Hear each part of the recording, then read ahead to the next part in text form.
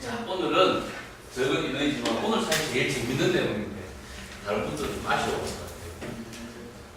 같아요.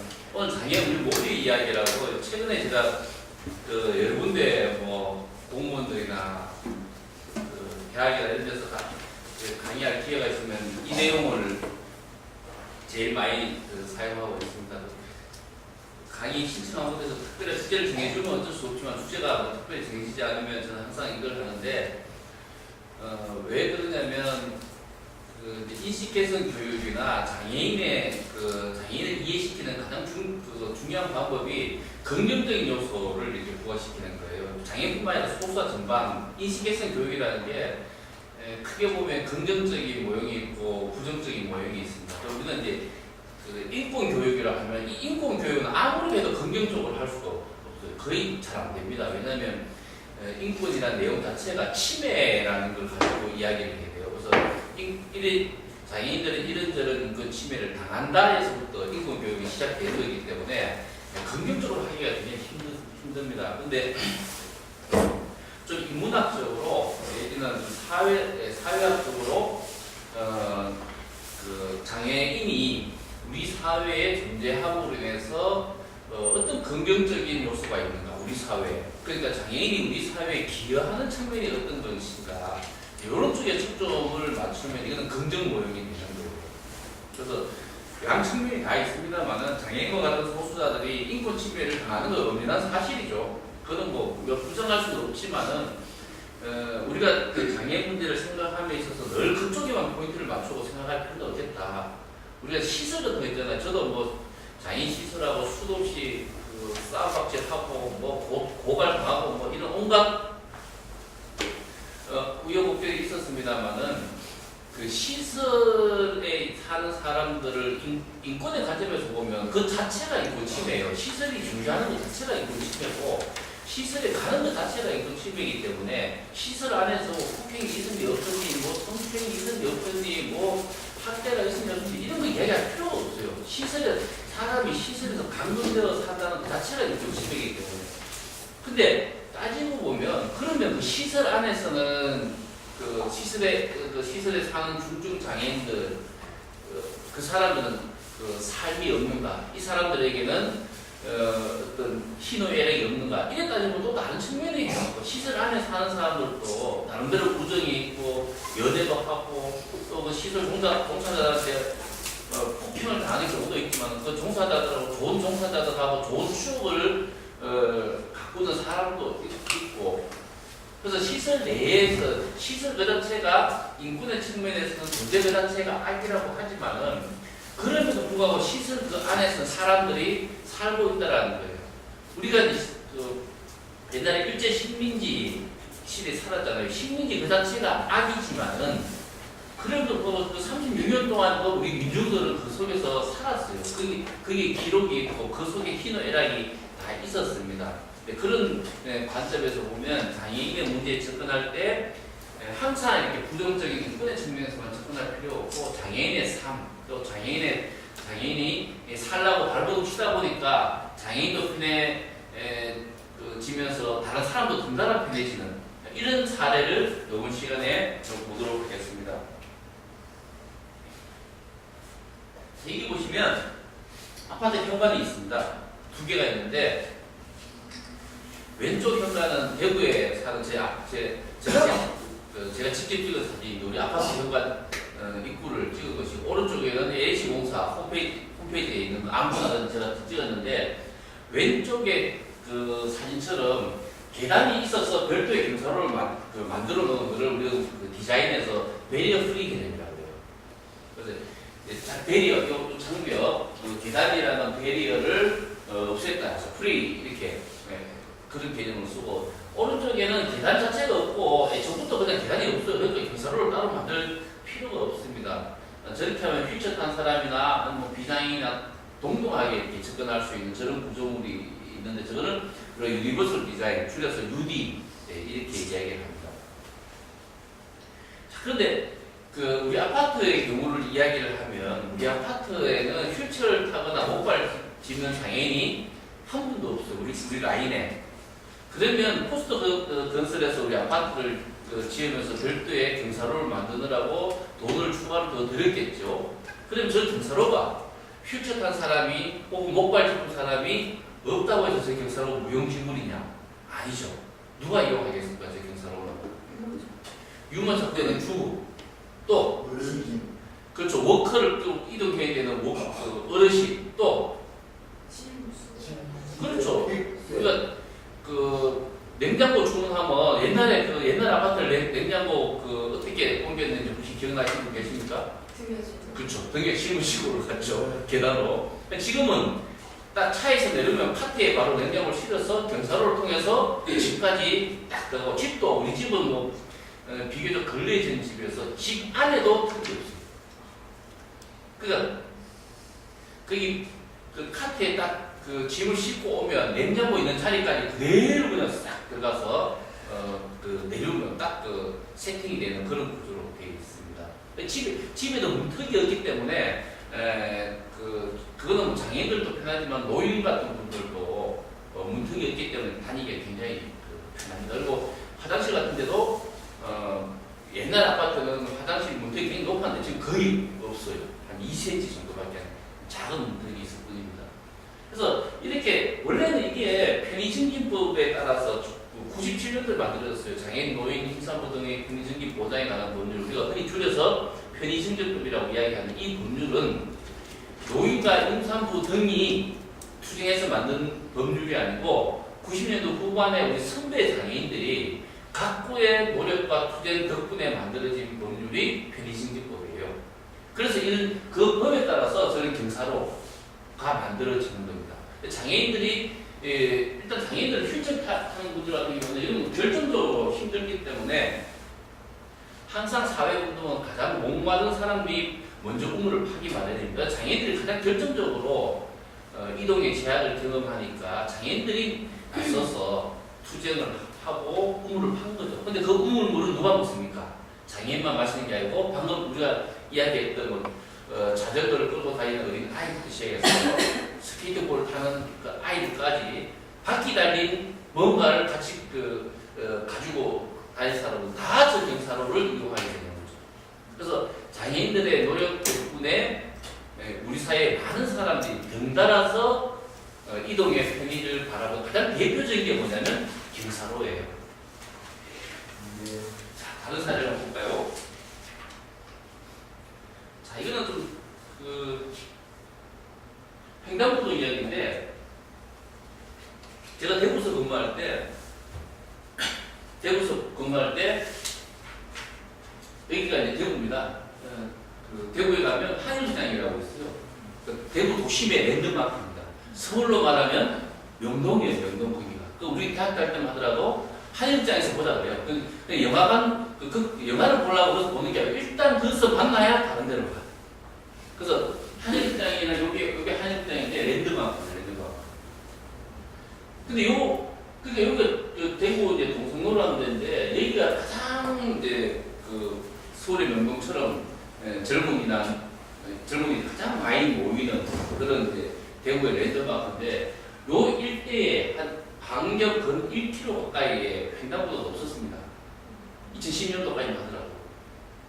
왜 없었겠습니까? 이 사람들 많은 도시 한복판에 횡단보도가 왜 없었겠습니까? 사람 어디로 다니라고? 지하로 다니는 거죠. 왜? 지하에 뭐가 있기 때문에? 상가가 있기 때문에. 지하로 다녀요. 지하에 이제 장애인들 좀 다니라고 리프트를 설치해놨습니다. 근데 그 지하가 엄청 깊어요. 굉장히 깊게 지하를 펴놨거든요. 저 밑에 지하실로 다니고 하니까 거기 굉장히 깊게 펴놨습니다. 근데 요 도로 폭이 21m인데 대구에 가면 요쪽은 대구 백화점이 있고 이래서 좀 현대적인 상가가 있고 요 건너편에는 교동시장이라고 재래시장이 있습니다. 그래서 통상 대구의 젊은이들은 요쪽에서 쇼핑 같은 걸 하면 재래시장이 교동시장에 와서 뭐 부산오뎅, 소라, 고동 이런 걸 먹습니다. 술도 마시고. 그래서 요거 왔다 갔다 해야 돼요. 근데 장애인들이 여기서 요 21m 도로를 건너려면 리프트를 타고 이동을 해야 돼요. 아무리 빨라도 20분 걸려요. 많이 걸리면 30분 걸려요. 20m 도로를 건너는데 많이 걸린다는 것은 딱 저쪽 편에 갔는데 리프트가 저 밑에 있어. 그럼 버튼 누르면 이놈이 세워라 내워라 하고 이렇게 지원차 올라오잖아요. 막 지원차 노래 부르면서 젊은 나이 부르면서 막 올라옵니다. 그럼 타고 또 쭉 내려가요. 맞은편 가는데 이놈이 또 맞은편에 올라가야 되는데 리프트 저 위에 있어. 그럼 그놈을 또 밑으로 내려야 돼요. 또 세워라 내워라 하고 노래 부르면서 내려와요. 그러다 보면 30분. 그럼 2명, 3명 휠체어 타는 사람이 2명, 3명 간다고 치보세요. 1시간 넘게 걸리겠죠. 근데 장애는 아예 안 걸린다니죠. 이게 그 수십 년 동안 이 상태였어요. 그래서 대구에 제가 있을 때 2008년도, 7년도, 8년도에 여기 횡단보도 넣는 투쟁을 한번 하자라고 우리 단체에서 제안을 해서 그때부터 시작을 했습니다.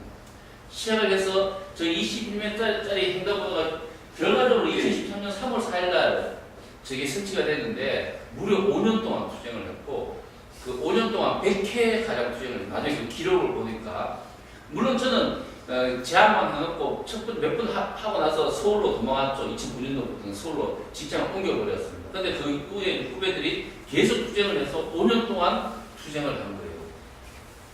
그래서 결국은 여기다가 횡단보도를 하나 놨습니다. 2009년도에 서울로 와서 한 몇 년 있다가 대구 촌놈이 명동이라는 데를 가봤습니다. 근데 서울 명동이 이게 똑같은 거예요. 똑같아요. 횡단보도가 없어, 그게. 횡단보도가 없는 대신에 다 지하로 다니더라고요. 그 밑 지하에는 물론 지하 상가가 개발돼요.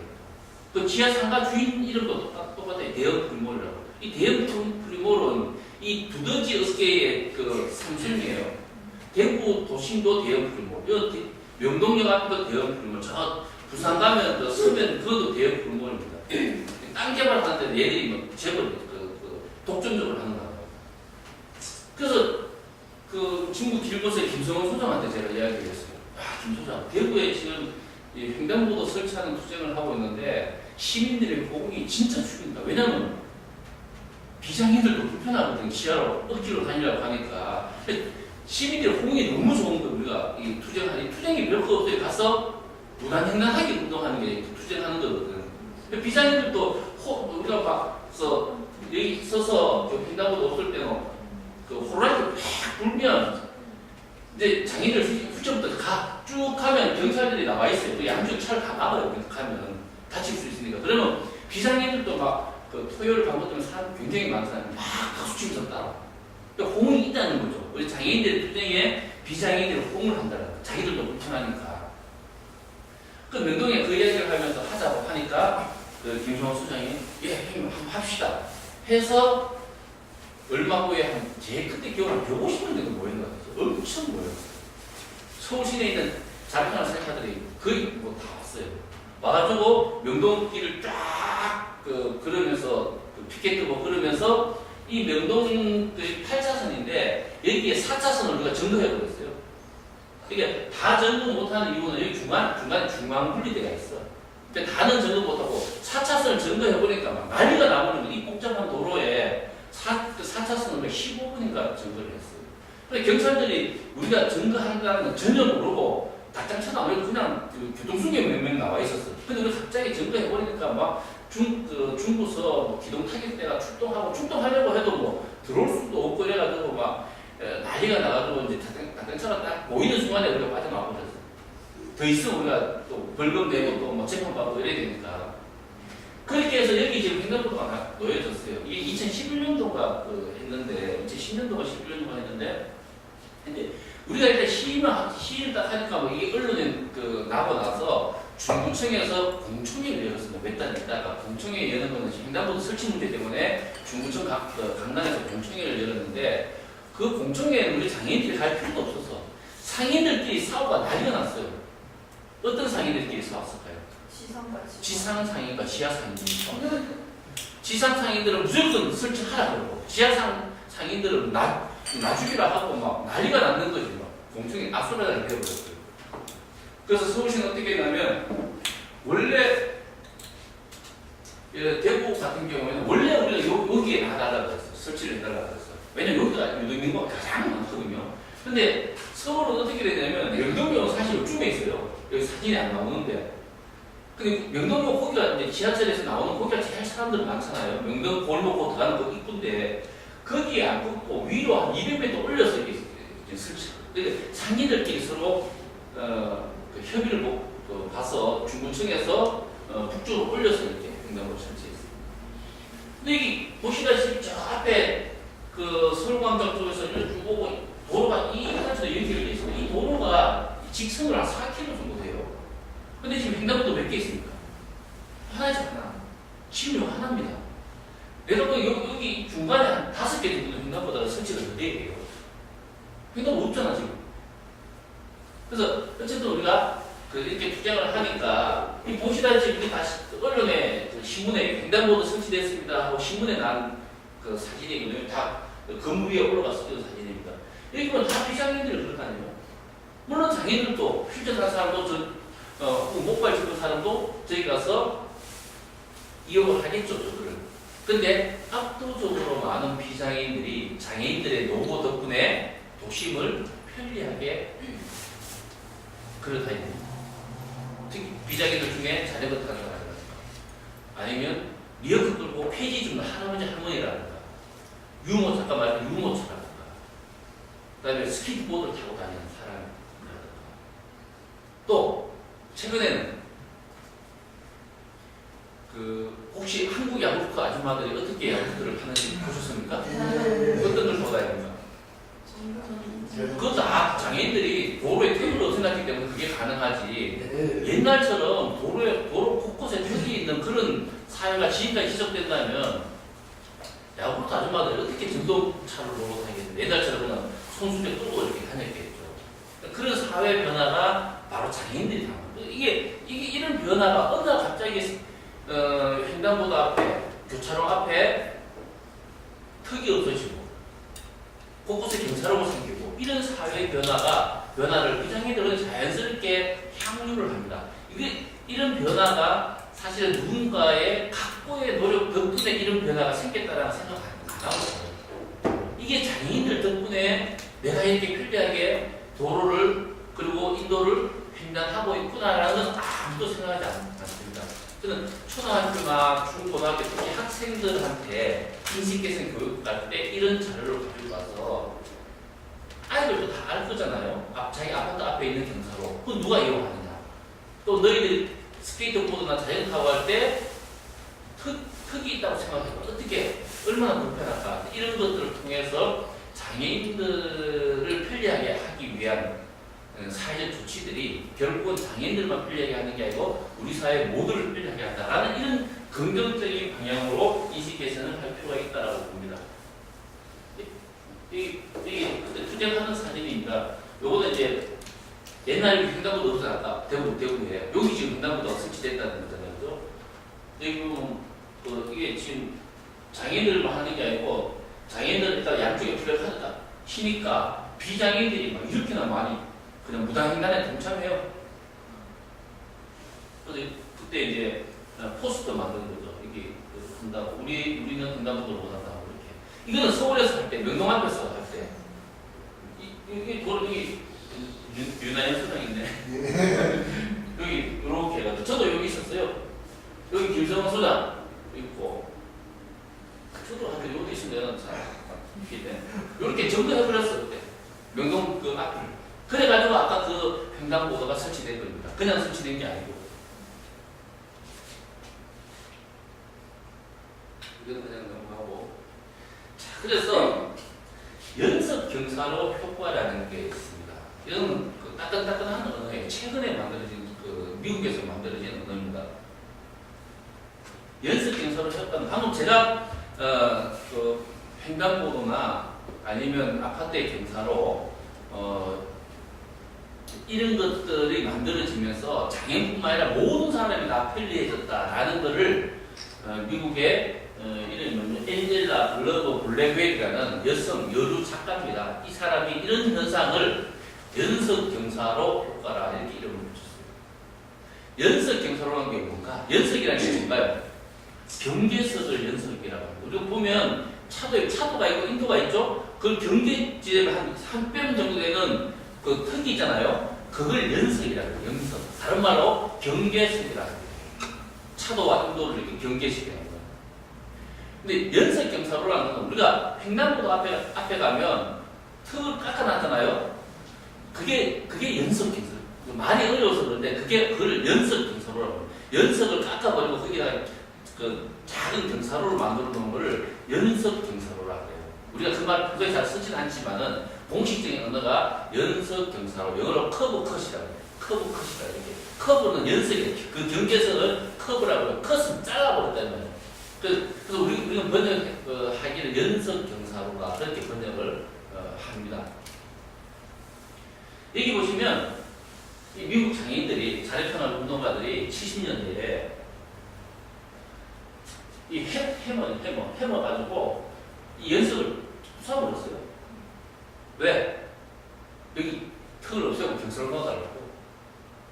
이 서부의 그 장애인들은 자립생활 운동, 그 캘리포니아시 같은데 자립생활 운동하던 이 자립생활 운동 그 서부의 장애인들이 사실 저는 먼저 했어요. 근데 서부의 버클리 에드 로버츠와 그 동료들은 어떤 식으로 했냐면 연석 경사로 있잖아. 거기다가 콘크리트, 그 시멘트를 이렇게 섞어서 거기다 그냥 부어버렸어요. 그 부어버리니까 거기가 그 시멘트가 굳어져 버리면 그 경사로 좀 투박스럽지만 경사로가 생기잖아요. 그 서부 버클리에 있는 버클리 장애인 자립생활센터 활동가들은 74년도에 그걸 처음 시작했어요. 근데 저 동부 쪽에는 자립생활 운동이 서부만큼 활발하지 않았는데 동부에 가면 아답타라는 유명, 지금도 있습니다. 그 조직은 굉장히 급진적이고 과격한 조직이 있었어요. 그 박경석 그 선배가 아답타의 투쟁 노선을 굉장히 많이 원정해서 사용했어요. 버스에서 못 묶고 뭐 버스 타기 운동하는 거, 뭐 점거하는 거 이런 거 전부 다 그 사람들이 다 했습니다. 뭡니까 또 이렇게 휠체어에서 내려서 장애인들이 기어서 어디 가는 거 이런 거 전부 다 아답터 전술이에요. 이 사람들은 어떻게 했냐면 이게 78년도에 이때 부숴버렸어요. 서부 사람들이 좀 옹건하지. 서부 사람들이 있는 거에다가 콘크리트를 부었다면 이 사람들 아예 연석 자체를 이렇게 이제 부숴버려야 되는 거죠. 뽀개버렸어요.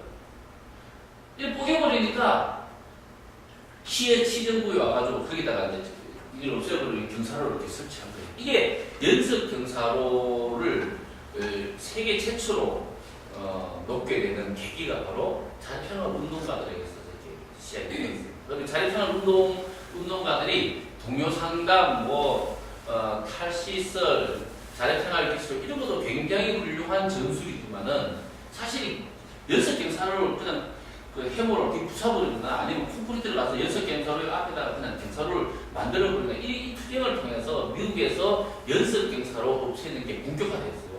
중증 장애인들, 특히 자립생활 운동가들의 투쟁에 의해서. 그래서 지금은 이거 미국에서 찍은 사진입니다만은 여기 보시면 옛날에 있던 연석의 자리에 경사로가 놓여졌죠. 그 앞에 이제 노란색 점자블록도 있고, 이거 스케이트보드 탄 애가 이렇게 넘어오는 거죠. 그래서 이거 앞에 보면 유모차 끌고 아빠도 보입니다. 그죠? 뒤에 보면 저 아저씨도 아마 그 장애인들의 노력 덕분에 만들어진 그 연석 경사로로 유모차를 끌고 이렇게 올 겁니다. 저걸 이제 연석 경사로 효과라고 이렇게 이야기를 해요. 그래서 연석 경사로 효과라는 걸 그냥 단순하게 이야기하면 장애인을 위해서 만든 어떤 사회적 행위가 결과적으로 그 효과가 어디까지 미치냐면 장애인들한테만 미치는 게 아니고 모든 비장애인들한테 그 효과가 다 미친다라는 것을 연석 경사로 효과 그렇게 이름 지어 부릅니다. 그래서 저는 그러니까 저 70년대 미국의 자립생활 운동가들이 저런 노력을 지금 전 세계적으로 웬만큼 사는 나라에 가면 다 저렇게 돼 있습니다. 베트남 가도 보니까 좀 투박스럽긴 하지만은 경사로를 굉장히 많이 만들어 놨습니다. OECD 우리나라가 갈 때는 OECD 국가에는 다 저렇게 만들어 놓은 거죠. 저런 변화가 바로 장애인들의 노력 때문에 저런 길거리의 보행 환경이 바뀌었다 엄청난 변화를 준 것이죠. 그렇게 볼 수가 있고요. 이거는 임산부 전용 주차장이고 요 파란색은 우리가 알다시피 장애인 전용 주차장입니다. 근데 장애인 전용 주차장 저거는 아까 제가 말씀드렸던 장애인 편의증진법에 딱 규정이 되어 있습니다. 근데 임산부 전용, 이 보라색 임산부 전용 주차장은 법에 없어요, 저게. 저는 지방자치단체에 따라서는 조례로 정한 데가 있습니다. 조례로 정한. 조례도 없이 그냥 이렇게 성평시 같은 게 조례도 없어요. 그냥 이렇게 만들어 놓은 거예요.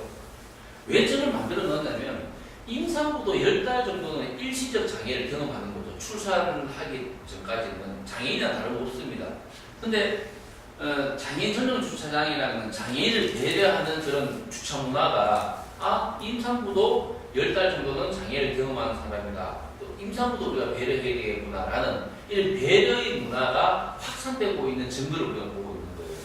장애인뿐만 아니라 임산부까지.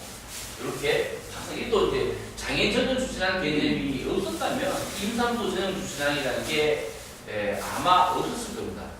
또 어떤 데 가보면 경차 전용 주차장도 있죠. 우리 아파트에도 보면 경차 전용 주차장이 있고 또 어떤 데 대형 같은 데 가면 여성 전용 주차장도 있습니다. 이런 어떤 그 사회적 약자를 배려하는 문화가 바로 장애인을 배려하는 그것을 통해서 배우게 된 것이죠. 그렇게 그런 배려 문화가 확산되고 있다라고 우리가 그렇게 볼 수가 있습니다. 근데 얼마 전에 어떤 여성 칼럼니스트가 그저께인가 글 썼는 거를 인터넷에 보니까 여성 전용 주차장 만들지 말자 이렇게 또 주장하는 사람들이 있더라고요. 여성 전용 주차장이라고 하지 말고 소수자 배려 주차장이라고 하자. 여성뿐만 아니라 노인도 그렇고 여성은 배려하는데 왜 노인 전용 주차장 왜 없느냐? 노인들도 몸이 허약하고 인지가 떨어지신 분들 많고 거동이 불편한 분들이 많은데 노인 전용 주차장도 해줘야 되지 않는가? 그런 이야기. 그것도 어떻게 보면 일리가 있지 않을까 이런 생각이 들었습니다.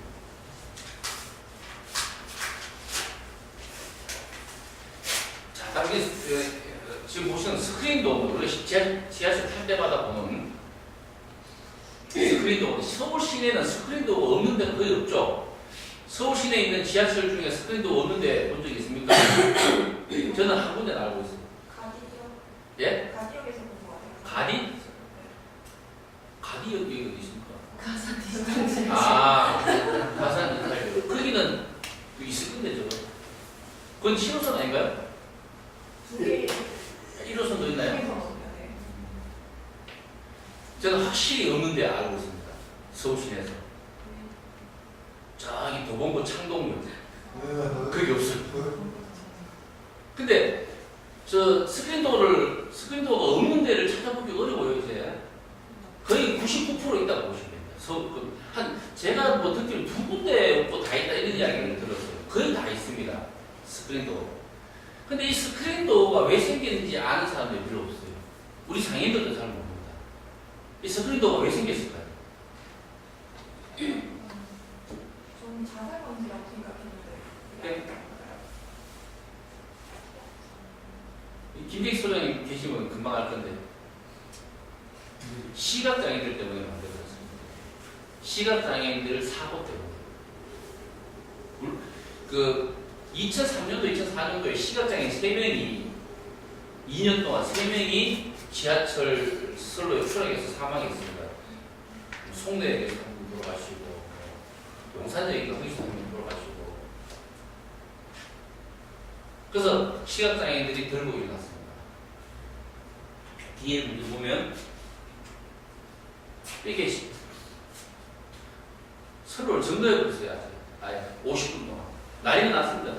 그때 저 대구 있을 때였는데 서울 지하철 한 개 노선이 1시간 가까이 어떤 이유에 의해서 중단이 되면 YTN 뉴스 속보 나온다고. 이거는 이수역인가 그럴 거예요. 이수역이고 여기서 한 분 돌아가셨거든요. 이수역, 용산역, 송내역. 송내역에서 한 분 돌아가셔서 지금 서울 면학대 학생들이 쭉 송내역 그냥 승강장에 쭉 이렇게 모여서 피켓 들고 흰지팡이 들고 시위합니다. 이분들이 시위하는 이유는 지하철 선로에 시각장애인을 위한 안전설비를 설치해 달라는 요구였어요. 그게 뭡니까 오늘날? 그게 스크린도어. 그러니까 이전에 없었는 거죠. 원래 우리나라 최초의 스크린도어가 인천인가 어디에 설치됐는데 그거는 이제 본격적으로 한 건 아니고 이게 외국의 스크린도어 그 설치 업체가 인천에 몇 개 그 역에다가 시범으로 이렇게 스크린도어를 설치한 적은 있어요. 그 자기를 이제 테스트용으로 본격적으로 했다기보다. 그래서 2003년도, 2004년도에 2년 연속 그 시각장애인들이 추락해서 사망하고 시각장애인들이 저렇게 격렬하게 투쟁을 하니까 저 당시 대통령이 서울시장이 이명박이었어요. 그래서 이명박 그 시장이 있을 때 시각장애인들의 그 추락 사고를 방지하기 위해서 스크린도어를 이제 본격적으로 2005년도부터 이제 그 설치를 시작했어요. 아마 최초의 스크린도어 설치한 적이 용산역인가 그럴 거예요. 용산역인가 용두역인가 하여튼 그 설치 시작해서 2006년, 2007년, 2008년 그 다음부터는 연차별로 확대시켜 나갑니다. 그리고 그 이후에 2005년도 이후에 설치되는 지하철 있죠. 최근에 이렇게 뭐 예를 9호선 이런 거는 애초부터 지하철 설계할 때부터 스크린도어를 같이 설계해서 되고 그 이제 1호선, 2호선, 3호선, 4호선처럼 옛날에 했는 거는 돈을 엄청 들여가지고 다 했죠. 우리는 완전 밀폐형이에요. 대구나 다른 도시에 가면 반밀폐형이 있습니다. 반밀폐형은 스크린도어가 한 이만큼 있는 거예요. 위 그 공간이 천정하고 공간이 이만큼 떠 있는 겁니다. 근데 우리 서울 시내에 설치된 스크린도어는 완전 밀폐형이에요. 그러니까 이 스크린도어가 없었을 때, 그러니까 2005년도 이전에는 전국에서 그 지하철 선로에 추락해서 죽는 사람이 연간 80명 있어요. 80명. 서울 시내만 몇 명? 60명이에요. 60명. 선로에 추락해 죽는 사람이. 수시로 우리 아마 기억이 날 거예요. 수시로 그냥 텔레비전에 나왔습니다. 보면 CCTV를 보여주면 사람이 그냥 툭 쓰러지는 그 모습 보여줬죠. 근데 지금은 여기 선로에 추락해서 그 지하철 선로에 추락해서 사람 죽었다는 이야기 들어봤습니까? 못 들어봤죠. 근데 간혹 저 사이에 스크린도어하고 지하철 그 문하고 사이에 끼어서 사람이 죽는 경우 있었죠. 뭐 우리 구룡인가 거기 한 친구는 수리하다가 죽고 할머니 한 분도 이렇게 중간에 끼어서 돌아가신 분이 1년에 한 건 정도 나올까 합니다. 근데 선로에 추락해 죽었다는 건 우리 뉴스 못 봅니다. 그죠? 왜? 추락할 수가 없어요. 어떻게 추락하면 밖으로 나갈 수가 없는데.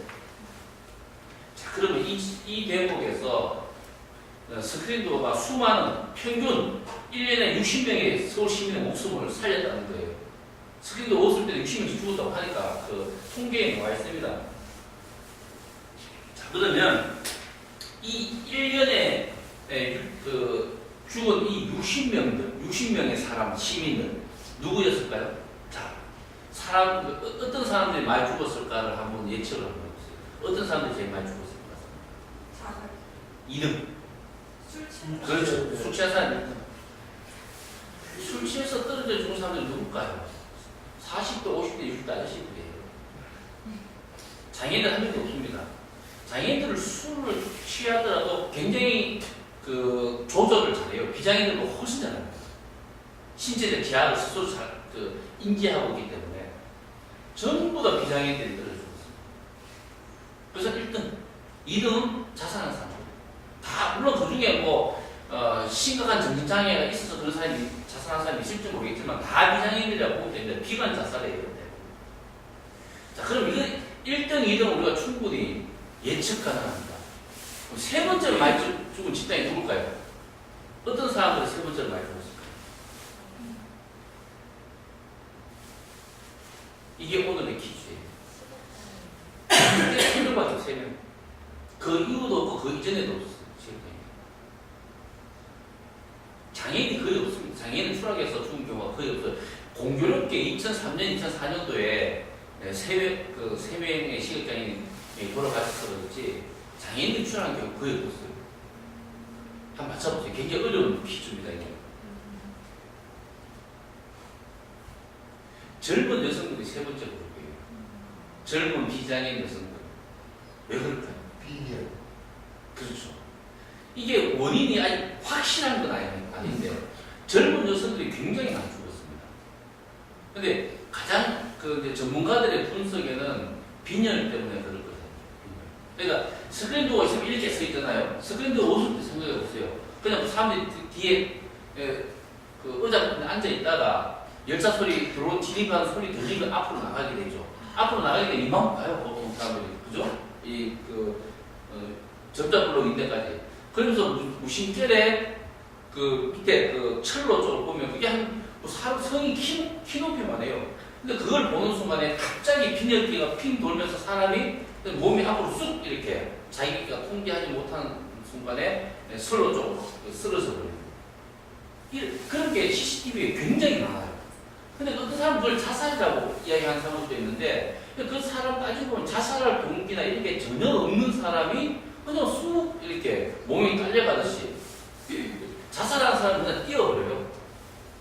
차 오는데. 근데 뛰지 않고 두 다리는 그 승강에 붙이면서 몸이 쑥 그 철로 속으로 빨려 들어가는 그런 CCTV 장면을 저도 몇 번이나 봤어요.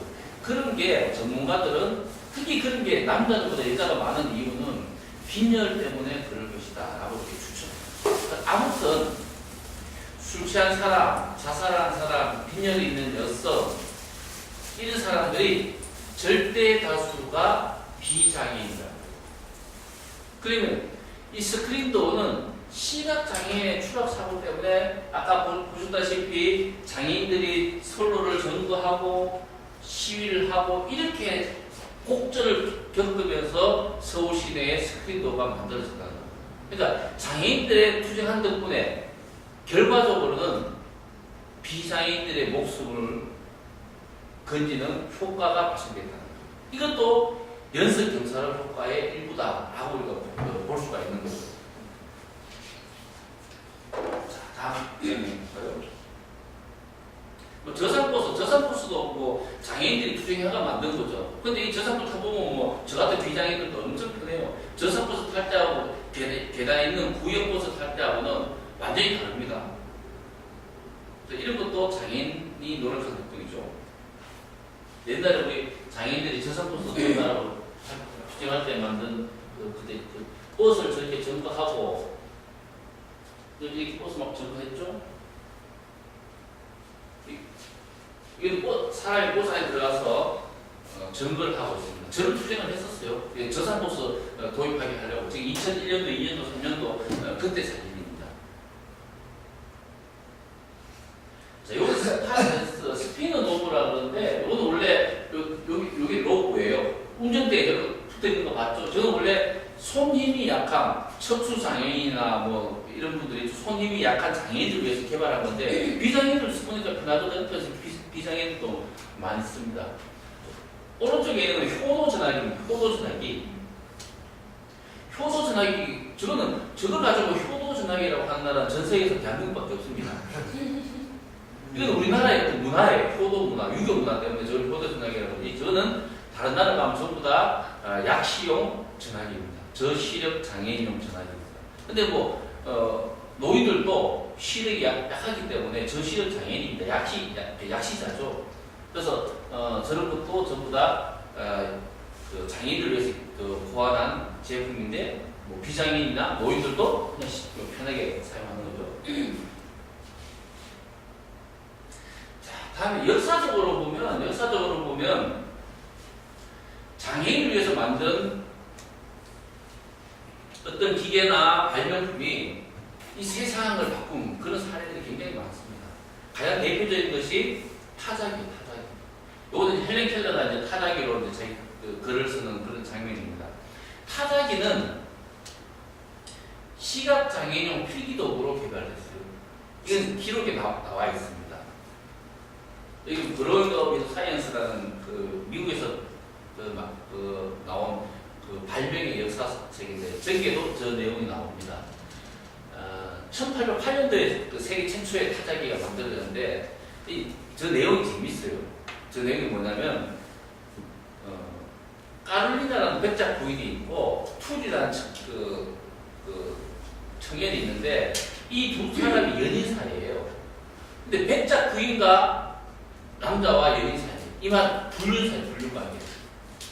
두 사람은 원래 같은 고향에서 사는 사람인데 따로따로 결혼을 했는데 서로 다른 배우자들과 결혼을 했음에도 불구하고 연인 사이를 계속 유지시키고 있는 거예요. 그리고 요즘 말 불륜이에요, 불륜. 근데 이 카롤리나 백작 부인이 30살을 좀 넘기면서 그 안질환, 눈병을 알아서 시력을 점점 상실해 갑니다. 그러니까 결국은 앞을 잘 못 봅니다. 그래서 글자를 못 써요.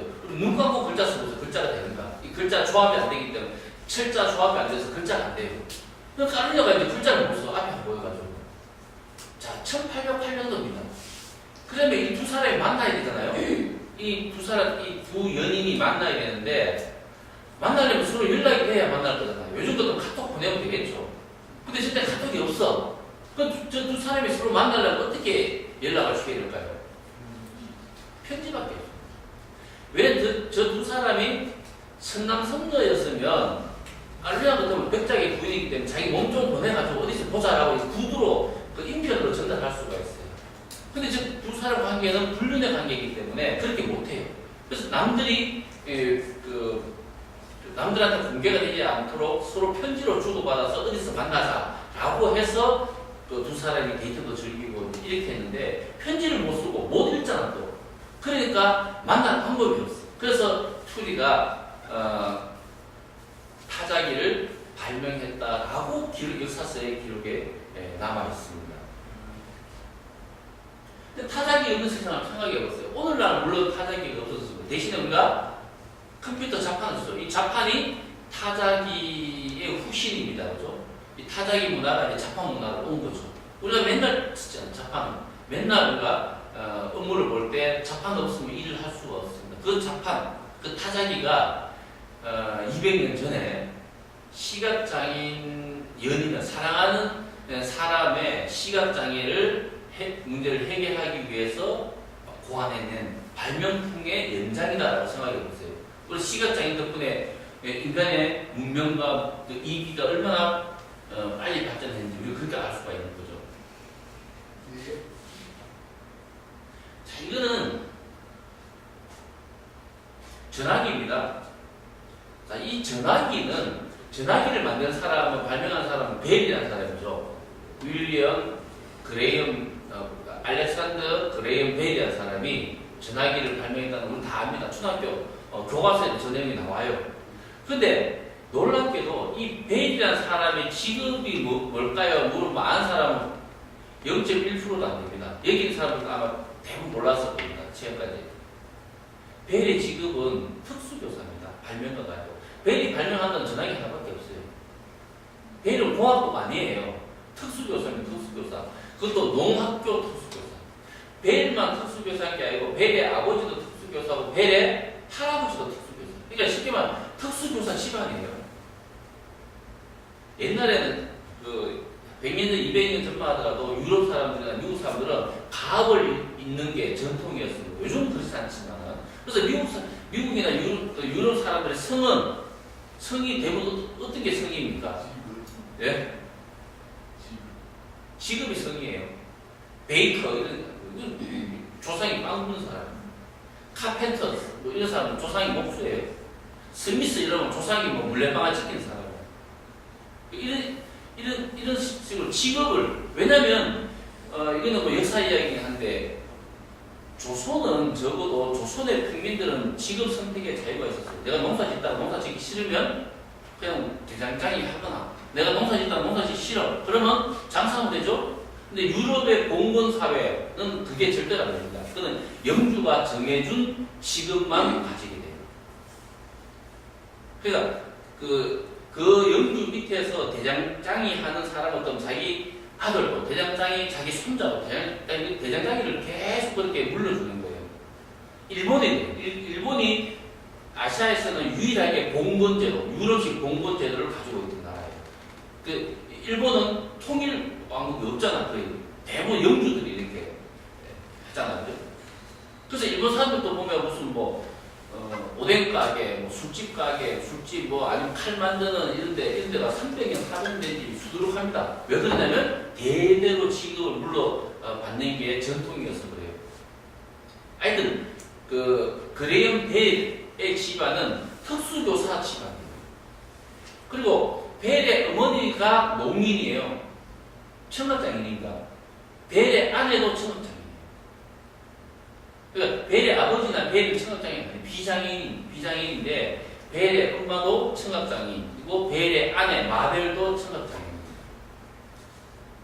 그래서 이 벨이 처음에 발명하고 싶던 건 우리가 오늘 알고 있는 전화기가 아니고 비장애인이 수화기로 뭘 말을 하면 그게 이 음성이 전기적 장치로 가서 상대편 농인들, 청각장애인 귀에 있는 이 수화기에 이 소리가 꽝 하고 전복되어서 고막을 진동하게 해서 청각장애인들이 비장애인의 음성을 알아듣도록 하는 그런 기계를 만들려고 한 거예요. 근데 그게 실패를 본 거지. 실패를 보고 결국 비장애인들끼리 서로 음성을 주고받을 수 있는 오늘날 우리가 알고 있는 전화기를 이렇게 해서 발명했습니다.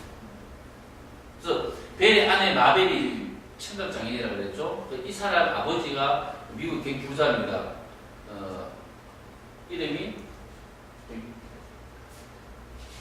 가드너가 그래요. 변호사이기도 하고 가디너 허버드라는 사람. 자기 장인이 특허를 신청했습니다. 벨이 만든 전화기를. 그 이후에 이게 전화기가 날개 돋친듯이 팔렸어요. 당연하겠죠. 날개 돋친듯이 전화기가 팔렸습니다. 그러면 벨이 돈박스기 아니에요. 가만히 앉으셔도 돈이 막 쏟아지는 거예요.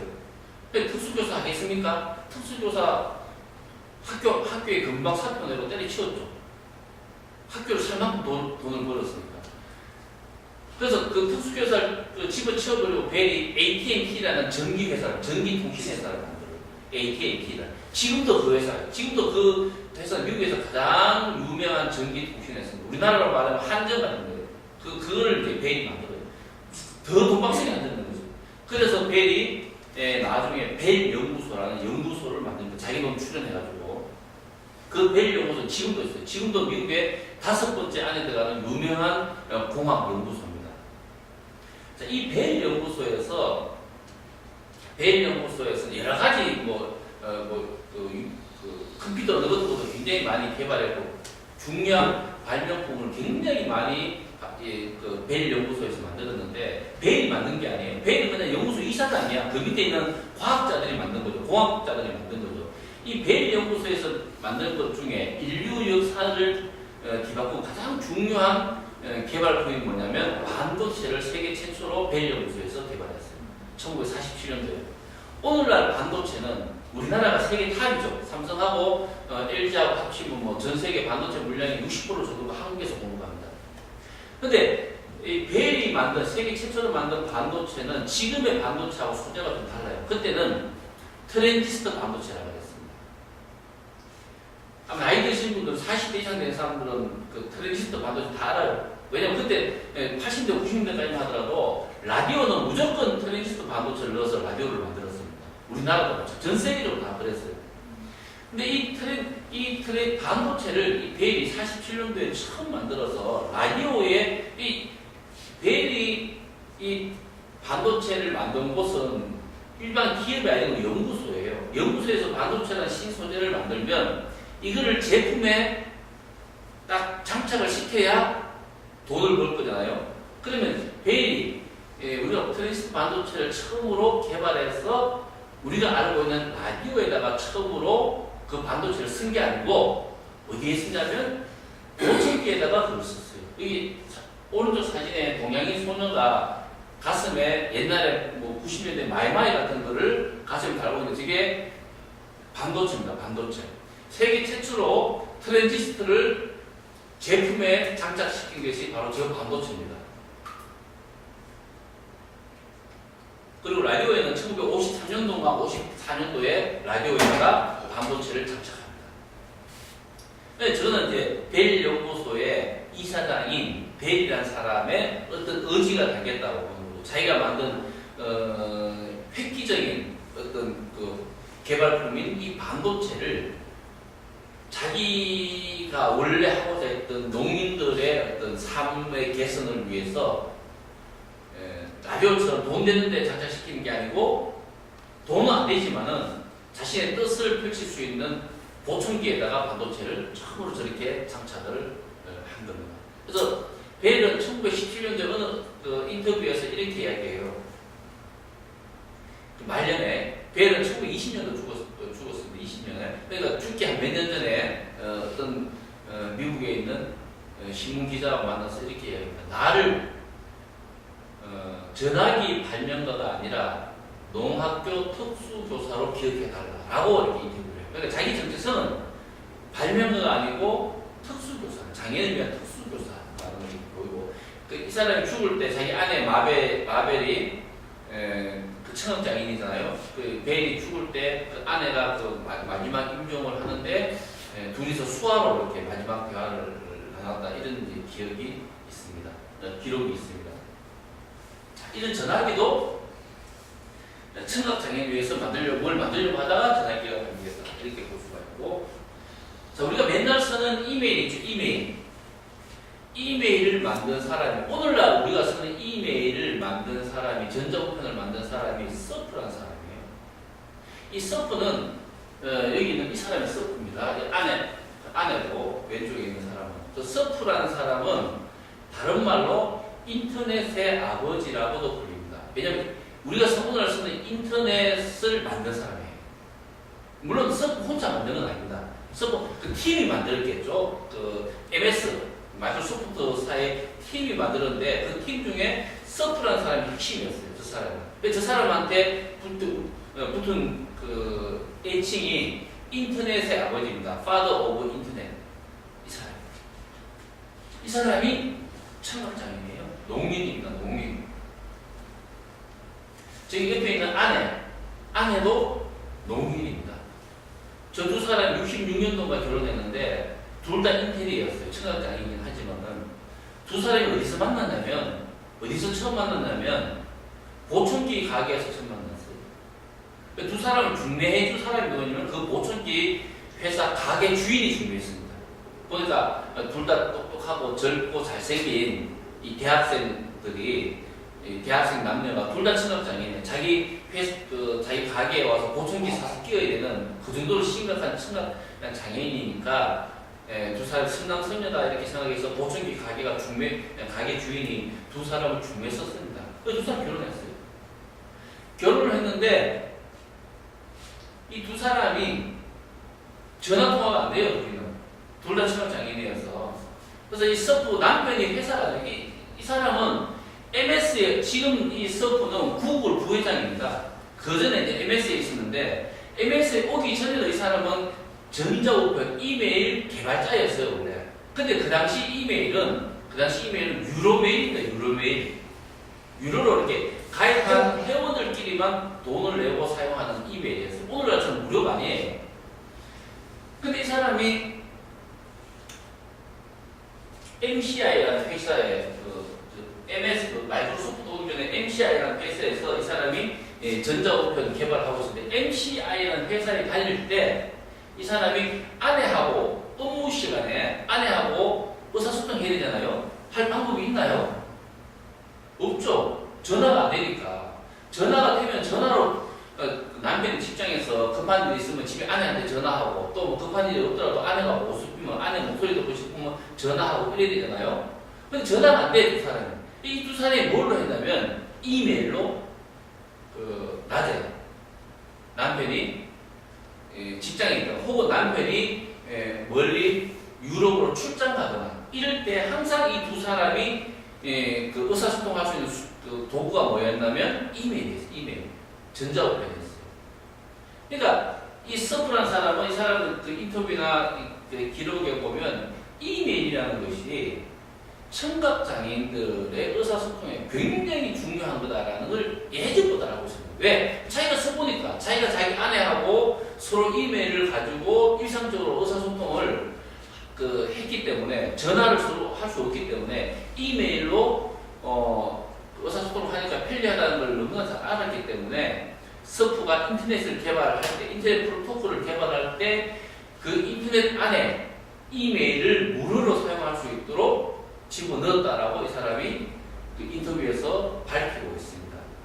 그러니까 우리가 오늘날 돈 한 푼 안 들이고 이렇게 전자우편을 주고받을 수 있는 것도 어찌 보면 이 농민이었던 이 서프라는 사람 덕분일지도 모른다, 이렇게 우리가 볼 수 있는 거죠. 그래서 이메일 같은 것도 청각장애인들을 위한 의사소통 도구로, 물론 뭐 청각장애인이 없어서도 이메일을 만들 수 있겠지만은 이 이메일을 만들 때 그런 정신이 있었다는, 청각장애인들이 무료로 편리하게 자기 그 편지를 주고받을 수 있는 그런 도구를 만들기 위해서 인터넷을 만들 때, 인터넷 처음 만들 때부터 이메일을 무료로 만들었다라고 이렇게 볼 수가 있습니다. 이런 것도 굉장히 중요한 그 장애인들이, 장애라는 것이 이 세상에 기여하는 그런 방식이다라고 볼 수가 있습니다. 이거는 지금 미국에서 데니스 홍이라는 재미교포입니다. 이 사람이 그 버지니아 텍, 미국의 명문 그 공대인 버지니아 텍에서 지금 현재 개발하고 있어요. 시각장애인이 운전하는 자동차를 개발하고 있는데, 근데 우리가 이제 알아야 될 것은 이 사람이 개발하고 있는 건 사실은 시각장애인 전용 자동차라기보다 미래형 자동차를 개발하고 있다라고 이렇게 생각하시면 됩니다. 왜냐하면 시각장애인이 운전할 수 있는 건데 비장애인 운전 못할까요? 비장애는 눈 감고 운전할 수 있는 그런 자동차를 만들고 있는 것이죠. 이런 것도 앞으로 개발되게 되면 뭐 구글이나 이런 데서 지금 만들고 있는 그런 완전 미래의 무인 자동차와 같은 그런 자동차를 만들고 있다, 이렇게 볼 수가 있습니다. 요 앞에 요거 잠시 보면 잡스입니다. 잡스가 아이팟 그 신제품을 출시하면서 이렇게 했던 말입니다. 이 사람은 애플의 기술은 인문학과 결혼한 과학기술이다, 이런 표현을 썼습니다. 그래서 과학기술과 인문학의 교차점에서 항상 그 제품 개발을 고민하고 아이디어를 얻는다라고 이렇게 이야기합니다. 그러니까 과학기술하고 인문학과 결혼했다는 게 무슨 의미인가? 우리가 쓰고 있는 이 스마트폰은 그야말로 과학기술이에요. 과학기술의 결정체죠. 근데 이게 인문학과 결혼했다, 인문학과 결합했다, 이건 무슨 의미입니까? 이게 기술 덩어리지만 우리가 쓰고 있는 이 핸드폰은 잡스가 개발한 최신형 과학기술이지만 여기에 인문학이 들어가 있다는 거예요. 이 기계 안에. 이 말은 뭐냐면 잡스가 이 기계를 만들 때 인간을 생각하고 기계를 만들었다는 거예요. 돈을 생각하고 기계를 만든 게 아니고 인간을 생각하고. 그래서 잡스는 이 아이폰을 처음 만들 때부터 잡스는 어떤 생각을 가지고 만들었냐면 모든 사람들이 내 기계를 사용할 수 있어야 된다라는 정신을 가지고 만든 거예요. 모든 사람. 여기에 모든 사람은 누구겠습니까? 모든 사람의 들어가는 장애도 모든 사람한테 들어가는 거예요. 그래서 비장애인만 쓸 수 있는 기계를 만든 게 아니고 장애인도 같이 쓸 수 있는 기계를 만들었다는 그런 이야기를 지금 하고 있는 거예요. 인문학과 결혼한 과학기술이라고 하는 것은 그 인문학, 인간과 결합한 과학기술이라는 그런 뜻입니다. 그래서 이 스마트폰 처음 나올 때, 애플의 스마트폰이 아이폰이 처음 나올 때 그 아이폰에는 스크린 리더 기능이 있었어요. 스크린 리더 기능이 뭡니까? 시각장애인들한테 이 텍스트를 읽어줄 수 있는 기능이 아이폰은 처음 나올 때부터 그게 장착이 되어 있습니다. 이게 애플의 아이폰이 스마트폰으로는 세계 최초로 나오고 그 몇 달, 한 6달 정도 있다가 삼성에서 갤럭시 폰을 만들어냈어요. 거의 동시대에 나왔습니다. 삼성폰하고 애플폰이. 근데 삼성폰에는 그게 없었어요. 스크린 리더 기능이 없었습니다. 근데 애플폰에는 잡스가 만든 애플폰에는 스크린 리더가 장착이 되어서 나왔습니다. 이 기계 안에. 근데 시각장애인들이 이 핸드폰을 이 핸드폰에 내장되어 있는 이 컴퓨터 기술을 다 활용할 수 있는 거죠. 그래서 우리나라의 시각 장애인들이 지금도 애플폰을 많이 씁니다.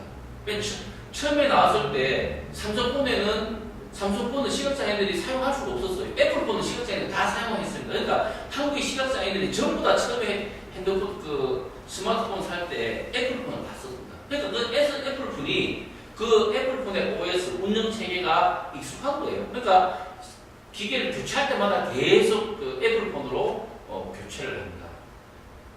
자, 그렇다고 해가지고 잡스가 이 스크린 리더라는 이 기술이 이걸 음성으로 우리가 시각장애인으로 같이 있으면 스마트폰으로 막 귀에 대고 하죠. 그게 스크린 리더 기능이에요.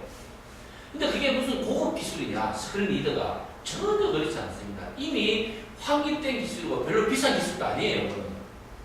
근데 그걸 그냥 장착해서 주면 되는데 문제는 삼성의 그 개발자들은 우리가 만든 그 휴대폰을 시각장애인들도 읽을 수 있어야 되는 생각 자체를 못한 거예요. 이 스크린 리더라는 기술은 굉장히 단순한 기술이고 아주 저렴한 기술이었지만은 생각을 못한 거예요. 우리 기계는 그냥 다수자들만 보고 그냥 그 기계 만들어내는 거예요. 그러면 그 애플폰이 스크린 리더를 장착해가지고 엄청나게 많은 그 휴대폰을 판매하고 엄청나게 많은 이윤을 올렸느냐? 그 스크린 리더 기능 때문에 엄청나게 많은 이윤을 올렸느냐? 그건 전혀 아닙니다. 시각장애인들 써봤자 얼마나 쓰겠어요? 자, 근데 문제는 이런 데서 드러납니다. 2010년도인가요?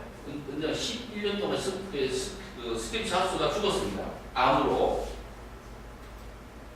제가 지금도 스크랩을 해놓은 거 있는데, 죽고 나서 미국에서 가장 유명한, 그러니까 세계에서 가장 유명한 신문 중에 하나인 워싱턴 포스트에 스티비 윈더라는 미국의 흑인 그 맹인 가수 있죠. 맹인 가수가 인터뷰를 했습니다. 잡스 때문에. 그 인터뷰를 하면서 잡스가 죽고 나서 이제 기자가 잡스의 죽음에 대해서 어떻게 생각하냐 이렇게 물었겠죠. 그러니까 스티비 윈더가 이렇게 이야기합니다. 잡스는 떠났지만은 그의 정신은 영원히 나와 함께 있다. 이렇게 얘기해요. 나는 잡스 덕분에 비장애인과 거의 동일한 속도로 스마트폰을 사용할 수 있고 정보를 취득할 수 있게 되었다라고 얘기해요. 그게 워싱턴 포스트의 그 스티브 윈드의 그 육성이 그대로 이렇게 까면쳐가지고 갔습니다. 그러니까 잡스가 이 스마트폰을 만들면서 시각장애인용 스크린 리더를 장착시키지 않았으면 자기는 스마트폰에 그 인터넷이 제공하는 여러 정보를 취득 못하고 그냥 스마트폰이 아니죠. 그런 경우에는 그냥 전화기죠. 일반 전화기죠. 근데 스크린 리더 기능을 장착해놨기 때문에 자기는 비장애인과 거의 같은 속도로 인터넷이 제공하는 정보를 얻을 수 있다. 그래서 잡스는 죽었지만은 잡스의 정신은 영원히 나와 함께 살아있다라고 얘기합니다. 이게 어떤 효과가 있을까요? 이 신문에 세계에서 가장 유명한 신문에 애플을 공짜로 광고해 주는 거예요. 그렇게 이야기하는 착한 기업이라는 그 이미지를 광고해 주는. 이거는 그냥 돈 한 푼 안 들이고 애플이 광고하는 거예요. 자, 삼성은 어떠냐? 한 5, 6년 전에 그 워싱턴 포스트에 스티브 윈더의 인터뷰가 실린 지 1, 2년 지나서 저 대서양 반대편 영국의 가디언이라는 신문이 있습니다. 이것도 세계적인 신문이고 이건 진보적인 언론이에요. 이 가디언 일면에 또 하나의 가족이라는 한국 영화가 소개되어 있습니다. 또 하나의 가족이라는 건 뭐냐면 삼성 경기도 기흥 공장에서 반도체를 만들다가 여직원들이 백혈병으로 죽었는데 그것이 그 휴대폰 그 부속품에 뭐 어떤 유해 그 물질이 있어서 그것 때문에 그렇다라는 게 거의 정설이죠.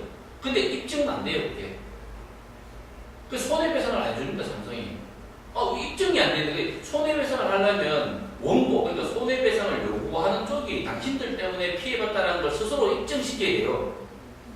근데 입증을 시킬 수 있나? 죽은 사람들 가족이 못하죠. 그 인간관계를 밝혀내지 못합니다. 그래서 그 재판 걸면 판판이 다 깨지고 삼성에서는 그걸 명분으로 해서 한 푼도 손해배상 안 했어요. 그래서 그 가족 중에 그 한 아버지가 오랫동안 투쟁을 했죠. 그 과정을 또 하나의 가족이라는 그 영화의 그 이름이 아마 딸이름이 황은영인가 그런데 그 아버지의 노력을 그 영화가 담았죠. 또 하나의 가족이라는 것은 삼성이 내보내는 옛날에 내보내는 기업 광고의 카피예요. 또 하나의 가족. 굉장히 아이러니하죠. 가족 직원을 가족이라고 해놓고 직원이 백혈병을 죽으니까 우리 가족 아니다 이렇게 해버리는 거잖아요. 삼성이. 그게 가디언의 일면에 나왔습니다. 그 영화가 일면에 나왔습니다. 근데 그 가디언이라는 전 세계적인 그 신문의 일면을 영화 소개하는 걸로 냈겠습니까? 그게 아니죠. 삼성이라는 다국적 기업을 까는 거예요. 부도덕한 기업이라고 까는 겁니다. 자, 애플은 워싱턴 포스트에서 스티브 윈드라는 전 세계 모든 사람들이 알고 있는 유명한 가수가 잡스는 죽었지만 잡스의 정신은 영원히 나와 있다는 고마움을 표시하는 그 인터뷰 기사가 실리고 가디언에는 삼성이 악덕 기업이라는 이미지가 아니죠. 팩트죠. 그 팩트와 또 이미지가 가디언에 실렸습니다. 그러면 삼성은 그런 이미지, 그 악덕 기업이라는 이미지를 부시시키려면 어떻게 해야 됩니까? 광고에 수십억 달러, 수천만 불을 광고비에 쏟아부어야 돼요. 애플은 광고 안 하고 우리 극장 한번 가보세요. 애플폰 광고하는 거 보기 어렵습니다. 광고 안 해요, 그 사람들은. 근데 삼성 갤럭시 폰은 광고 엄청납니다. 극장에 가서 이렇게 영화 기다리다가 광고 보면 우리나라만 애플이 광고 안 해요. 다른 나라 광고 잘 안 합니다. 삼성에 비해서 훨씬 적게 합니다. 그럼에도 불구하고 애플은 가치 있는 기업이고 윤리적인 기업이다. 이렇게 전 세계적으로 각인이 되어 있습니다. 다시 말해서 이제 장애라는 것은 기업 가치에도 굉장히 큰 중요한 영향을 주는 시대가 왔다는 거예요. 그래서 이미 외국에서는 제품 내지 브랜드 그 광고할 때 장애인을 모델로 씁니다. 루이비통 같은 그런 데서도 장애인을 모델로 써요. 왜 그렇게 하겠습니까? 장애인 소비층을 확대시키기 위해서 그렇게 할까요? 그렇지 않습니다. 장애인을 보라고 장애인 모델을 쓰지 않아요. 비장애인 보라고 장애인 모델을 씁니다. 우리는 이렇게 장애인도 존중하고 장애인 모델의 아름다운 장애인들의 손상이 가지고 있는 특별함 이런 걸 우리가 존중하는 기업이다. 장애인들도 우리가 이렇게 존중하는데 비장애인 당신들 우리 제품을 사서 쓰는 주 고객층인 비장애인 당신들을 우리가 더더욱더 우대한다. 라는 기업 이미지를 강조하기 위해서 장애인 모델을 사용해요. 제품에. 근데 우리나라 기업 한번 보세요. 제품 모델에 장애인 쓰는 거 본 적 있습니까? 현대자동차의 자동차, 삼성전자의 TV, LG전자의 그 밥통, 내지는 그 세탁기, 내지는 냉장고, 이런 데 장애인 모델 쓰는 거 봤습니까? 없습니다. 우리나라 기업은 어디까지 왔냐면 기업 광고할 때 있어요. SK 같은 기업 광고를 그때 보면 휠체어 탄 여러 사람 중에 휠체어 탄 사람이 한 명이 같이 가거나 그 정도까지 나와 있어요. 그러니까 제품 광고가 아니고 기업 이미지 광고할 때는 장애인이 살짝 끼어드는 경우가 있지만은 제품 광고할 때는 절대로 장애인이 끼어드는 법이 없습니다. 근데 외국에는 제품 광고할 때도 장애인이 굉장히 많이 쓰이고 있습니다. 그는 장애인 소비자층을 타겟팅을 해서 그런 게 아니고 비장애인 소비자층을 타겟팅하고 있는 거예요. 그래서 이 자본주의 기업의 윤리, 차장 기업의 이미지, 혹은 어떤 광고 이런 데 장애라는 이미지를 적극적으로 활용해서 기업 가치를 높이고 있어요. 근데 한국은 안 그렇다. 자, 마지막으로 문화 파트, 대중문화 파트를 보도록 하겠습니다. 자, 이거 제가 영화 5편을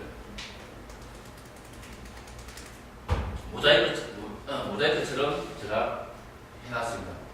이 7번 방의 선물이라는 영화가 이 중에는 가장 최근에 나온 영화죠. 다 봤죠? 뭐 1,300만 명이 봤다고 하니까 안방에도 여러 번 이렇게 방영이 됐습니다.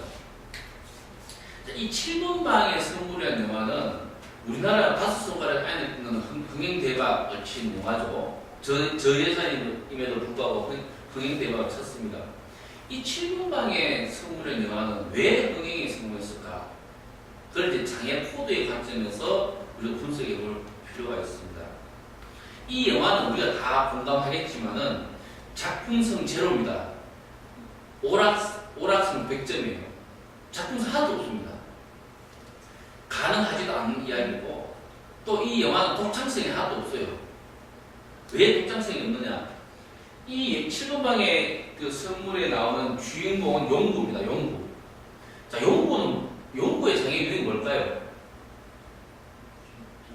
네? 이 영화에서 지적 장애 상급으로 나옵니다. 용구는.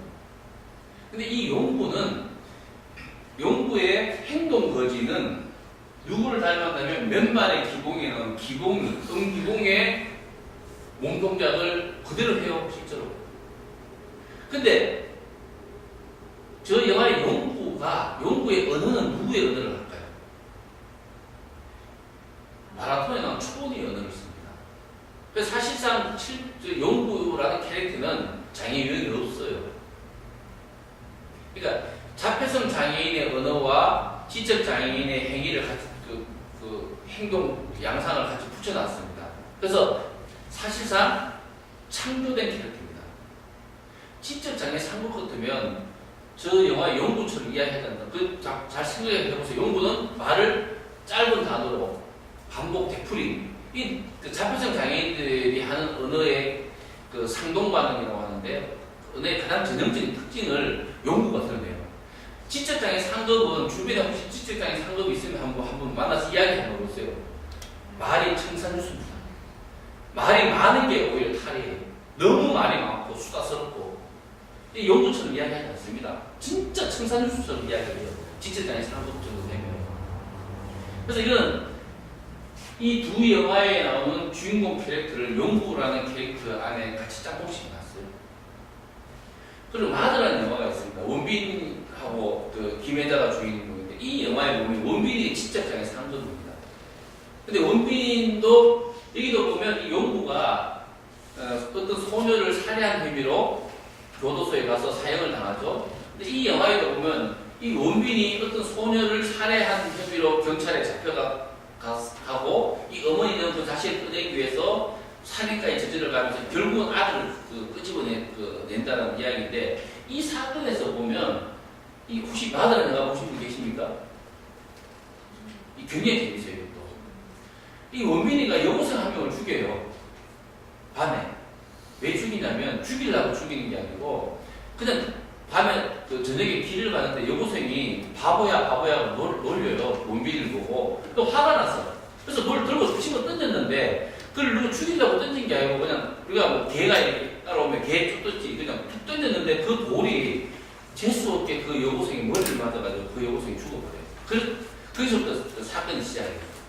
이 맨발의 7번방의 그 선물을 보면 사실 그 경찰서장의 딸은 어떻게 죽습니까? 그냥 길 가다가 위에서 그냥 돌인가 벽돌인가 툭 떨어져가지고 재수 없이 그냥 사고로 죽잖아요. 그 죽는 모습은 마더의 여고생이 죽는 거하고 굉장히 겹칩니다.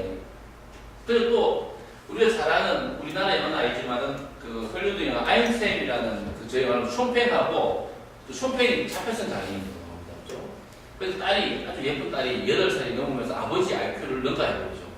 그래서 그 아빠가 딸을 양육 못한다 이래서 뭐 보호기관에서 딸을 데려가 버리잖아요. 거기서부터 뭐 사건이 막 전개돼 되는데 결국은 저도 이제 발달 장애인 아빠와 예쁜 딸 이 플롯이잖아요. 근데 이 7분방의 선물에도 발달 장애인 아빠와 예쁜 딸 요 플롯 딱 맞죠.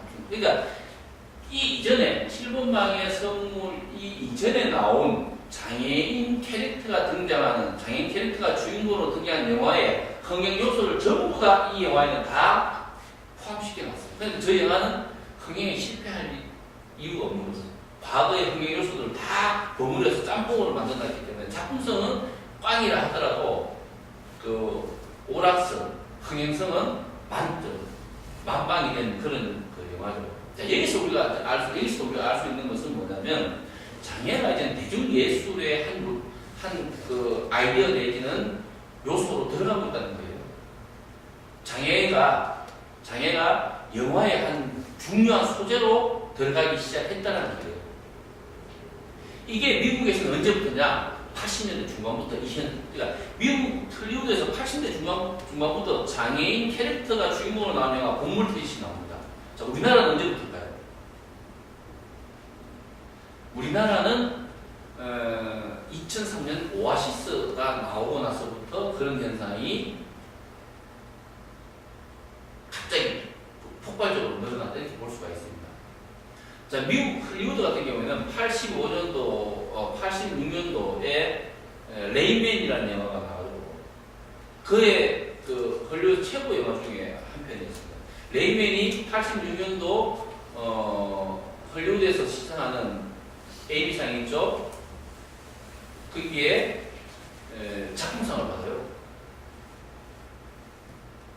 그리고 그 다음 해에 신의 작은 아이들인가 영화가 있는데 그 영화의 농인 그러니까 청각장애인 그 배우 말리 매틀리라는 배우가 그 영화에 그 86년도에 그 출연하는데 그 영화 실제로 수화로 연기를 했어요. 그해 아카데미상에서 여우주연상을 받습니다. 말리 매틀리. 그 다음에 뭐 나의 왼발 이런 거 나오고 굉장히 유명한 영화들이 80년 중반부터 막 공을 치듯이 나와요.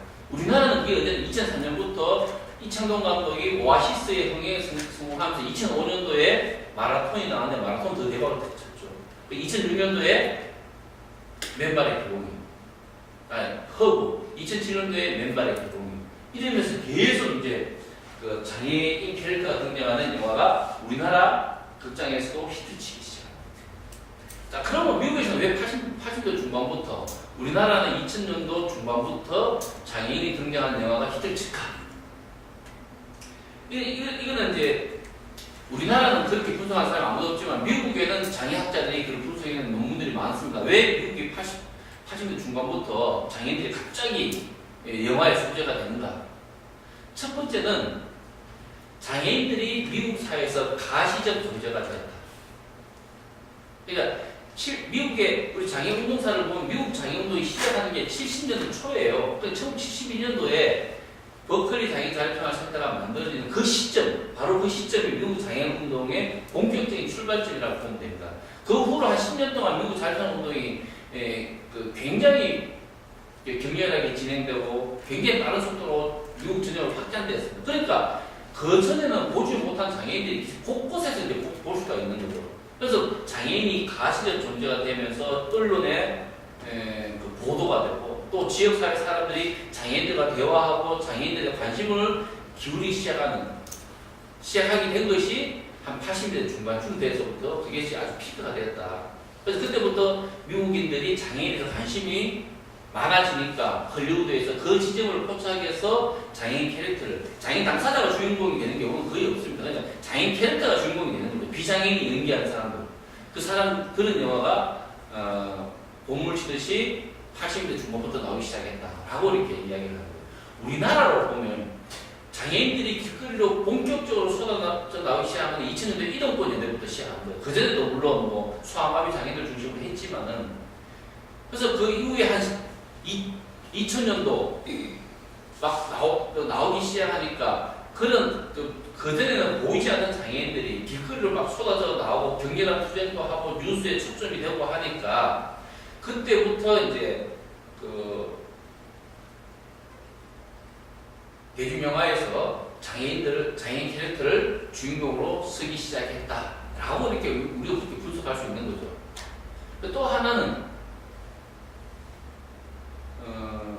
헐리우드나 헐리우드 영화가 소재가 고갈돼 버렸다. 소재를 이제 뭐 맨날 판타지하고 전쟁 영화하고 뭐 서부 영화는 물산물 갖고 그다음 80년대 그런 건 아니고 범죄 영화, 뭐 게임 영화, 뭐 스릴러 영화 이런 거만 하니까 소재가 이제 고갈이 되거든요. 그래서 장애인이라는 새로운 소재를 개발해서 헐리우드 영화로 끄집어 들이기 시작했기 때문에 80년대 중반부터 헐리우드에서는 장애인 영화가 보물트윗이 쏟아져 나왔다라고 이렇게 분석하는데 그걸 한국 사회의 한국 영화 산업의 대입에도 크게 틀리지 않습니다. 한국 사회 영화는 맨날 그거잖아요. 심파, 눈물샘 자극하는 그런 거라든가 아니면 범죄 영화 이런 거 그 투성인데 장애인을 소재로 하는 새로운 감각이 이런 영화들이 다 이 실험적인 영화였어요. 이게 우리가 나중에 결과적으로 성공했지만은 이 영화 오아시스는 더 했죠. 오아시스는 주인공이 뇌성마비 장애인이잖아요. 그걸 보고 관객들이 좋아할까 좋아하지 않을까 이 청년 감독이 얼마나 그 고민을 했겠습니까? 근데 결국 시도를 한 거죠. 근데 대박까지는 아니지만은 그 오아시스가 성공을 한 거죠. 마라톤은 훨씬 더 많이 성공을 500만 명 봤으니까 그 당시에 2005년도에 굉장히 요즘 뭐 한 1000만 관객이 봤다고 해도 이렇게 그 무방하죠. 2005년도에 500만 봤으면 지금쯤은 1000만 정도 봤다고 봐야 돼요. 그 처음에 오아시스가 성공하니까 막 나오는 거예요.